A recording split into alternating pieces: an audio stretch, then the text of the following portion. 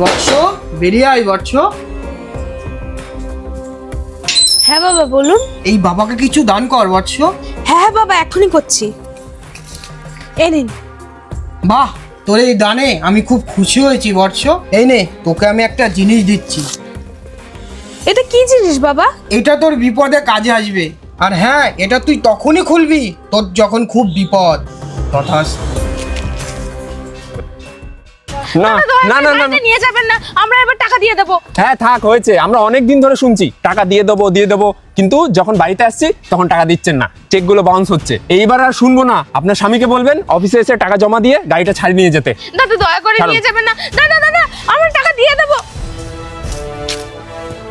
এই যে দিদি, কোথায় গেলেন? বেরিয়ে আসুন। হ্যাঁ দাদা বলুন। বলছি আমার টাকাটা কবে দেবেন? কালকের মধ্যে দিয়ে দেবো। কালকের মধ্যে যদি আমার টাকাটা না পাই তাহলে আপনাদের বাড়িঘর খালি করে বের করে দেবো কিন্তু। ঠিক আছে। কথাটা মনে থাকে যেন, ঠিক আছে? আরে রীতিমা, সেই সাধুটাও তো তোকে বলেছিল যে যখন তুই খুব বিপদে পড়বি সেই দিনই এই জিনিসটা খুলবি। আজকে সেই দিনটা, যাই ওটা খুলি।